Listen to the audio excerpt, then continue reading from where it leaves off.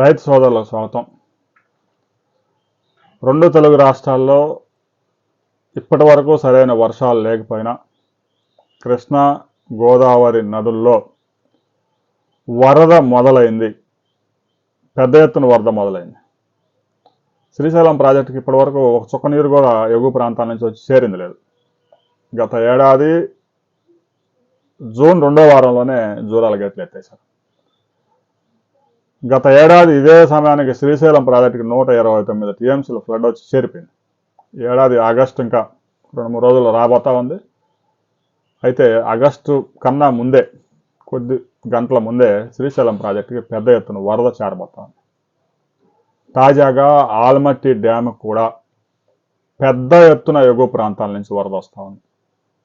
దూద్గంగా, వేద్గంగా, ఘటప్రభ నదులు పొంగి ప్రవహిస్తూ ఉన్నాయి. అటు కర్ణాటకలోని బెళగావిలో, మహారాష్ట్రలోని కొన్ని జిల్లాల్లో కురుస్తున్న అతి భారీ వర్షాలతో కృష్ణానదికి పెద్ద ఎత్తున వరద వచ్చి చేరుతా ఉంది.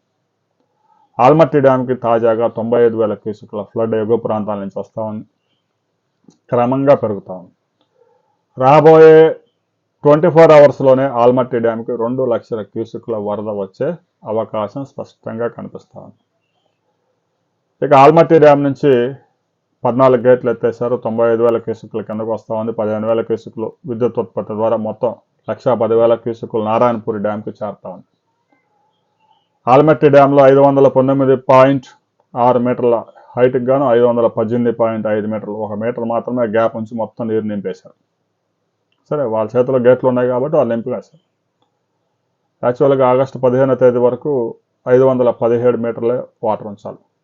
కానీ ఆ రూల్స్ ఎవరు పాటించడంలో ఎగువ ప్రాంతాల్లో ప్రాజెక్టులు పూర్తిగా నిండి గేట్ల మీదుగా నీరు దూకుతా అనుకుంటే అప్పుడు గేట్లు ఎత్తుతా ఉన్నారు.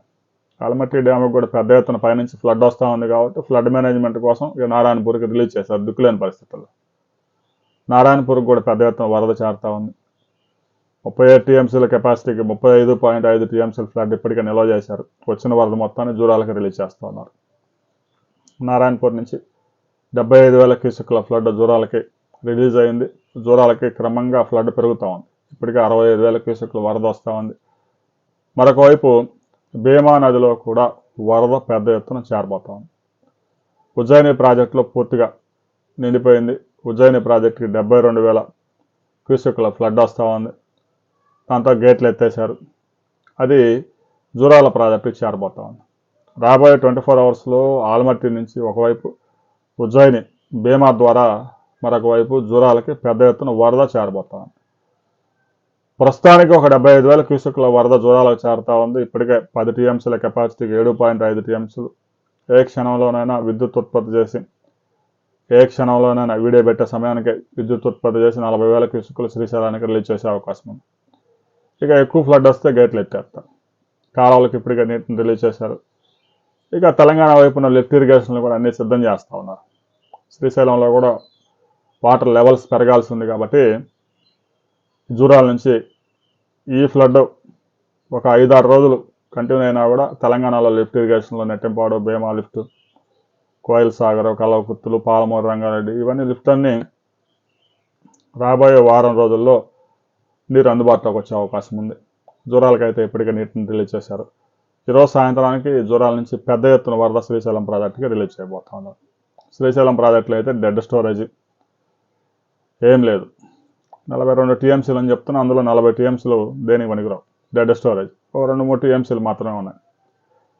సరే, ఈరోజు సాయంత్రానికి శ్రీశైలం ప్రాజెక్టు ఇచ్చేస్తే శ్రీశైలంలో ప్రతిరోజు ఎన్ని టీఎంసీలు వస్తుందనేది క్లారిటీ వస్తుంది. ఇక మహారాష్ట్ర, కర్ణాటకలో వెస్టర్న్ ఘాట్స్లో ఈ పశ్చిమ కనుమల్లో భారీ వర్షాలు, అతి భారీ వర్షాలు నమోదవుతా ఉన్నాయి. మరో 2-3 రోజుల పాటు ఈ వర్షాలు కొనసాగే అవకాశం ఉందని భారత వాతావరణ శాఖ కూడా ఆరెంజ్ అలర్ట్ జారీ చేసింది. కృష్ణానది మీద ఉన్నటువంటి ప్రధాన ఉపనదులు పొంగి ప్రవహిస్తూ ఉన్నాయి. వేద్గంగా, దూద్గంగా ప్రమాదకర స్థాయిలో ప్రవహిస్తూ ఉన్నాయి. ఇక మహారాష్ట్ర, కర్ణాటక సరిహద్దుల్లో కూడా పెద్ద ఎత్తున వర్షాలు నమోదవుతూ ఉన్నాయి. బెళగావి జిల్లాలో చిక్కోడి, నిప్పాని తాలూకాల్లో లోతట్టు ప్రాంతాల్లో కాజ్వేలన్నీ మునిగిపోయాయి. రాకపోకలు స్తంభించిపోయాయి. దూద్గంగా పరివాహక ప్రాంతాల్లో బెడ్కిహాలు, కరడ్గా ప్రాంతాల్లో గ్రామాల్లో అయితే ఆ లోతట్టు ప్రాంతాల ప్రజలను కూడా ఖాళీ చేయించారు. వందలాది ఎకరాలు కూడా పంటలు నీట మునిగాయి. ఇక మహారాష్ట్రలోని కొల్హాపూర్, కర్ణాటక బెల్గావి జిల్లాల యంత్రాంగాలు అప్రమత్తమయ్యాయి. పెద్ద ఎత్తున వరద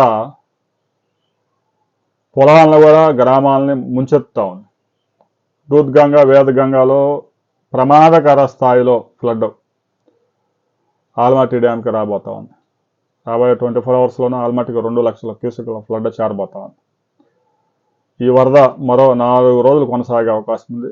ఈ 4 రోజుల్లో మరలా ఎగువ ప్రాంతాల్లో భారీ వర్షాలు నమోదవుతాయి. అంటే వారం రోజుల వరకు ఫ్లడ్కి ఎలాంటి డోకా లేదనే చెప్పాలి. ఇక జూరాల్లో కూడా నీటి మట్టం క్రమంగా పెరుగుతూ ఉంది. నెట్టెంపాడు, కోయల్ సాగరు, భీమా లిఫ్ట్లు నీటిని ఎత్తిపోసేందుకు అధికారులు సిద్ధమవుతా ఉన్నారు. మరో వారం రోజుల్లో ఫ్లడ్ లిఫ్ట్లకు అందుబాటులోకి వచ్చే అవకాశం ఉంది. ఇక మహారాష్ట్రలో కూడా పశ్చిమ కనుమల్లో పెద్ద ఎత్తున పూణే, లోనావాలా, పాల్ఘర్ ఈ ప్రాంతాల్లో పెద్ద ఎత్తున వర్షం నమోదవుతూ ఉంది. ఇక కొంత వాటరు భీమా నదికి వస్తూ ఉంది. సోలాపూర్లోనే ఉజ్జయిని భీమా ప్రాజెక్టు మీద ఉన్నటువంటి ఉజ్జయిని పూర్తిగా నిండిపోయింది. 20 డేస్లోనే ఉజ్జయిని ప్రాజెక్టుకి 63 టీఎంసీలు ఫ్లడ్ వచ్చి చేరింది. 95% ఉజ్జయిని ప్రాజెక్ట్ నిండింది. గేట్లు ఎత్తేసి కిందకి వాటర్ రిలీజ్ చేశారు. పెద్ద ఎత్తున అది జూరాలకి రాబోయే కొద్ది గంటల్లో చేరబోతా ఉంది. ఇక జూరాల ప్రాజెక్టుకు కూడా ఇప్పటికే 65,000 క్యూసెక్లు దాటిపోయింది. ఈరోజు సాయంత్రానికి 1,00,000 క్యూసెక్లు చేరే అవకాశం ఉంది. ఆ తర్వాత 24 అవర్స్లో 2 లక్షల క్యూసెక్లు జూరాలకు వచ్చే అవకాశం ఉంది. ఈ వరద ఒక 5-6 రోజులు అయితే క్లియర్గా కొనసాగే అవకాశం ఉంది. ఆ తర్వాత ఫ్లడ్ కొనసాగుతుందా లేదా అనేది క్లారిటీ లేదు. ఎందుకంటే ఒక 2 డేస్ మాత్రమే మహారాష్ట్ర, కర్ణాటకలో భారీ వర్షాలు ఉన్నాయి. ఇక బంగాళాఖాతంలో ఏర్పడిన వాయుగుండం తీవ్ర వాయుగుండంగా ఏర్పడి కాసేపట్లో బాలాసర్, ఒరిస్సాలోని బాలాసర్ వద్ద తీరం దాటబోతా ఉంది. దాని ప్రభావంతో ఉత్తరాంధ్రలో కూడా భారీ వర్షాలు నమోదవుతున్నాయి. తెలంగాణలో కూడా అక్కడక్కడ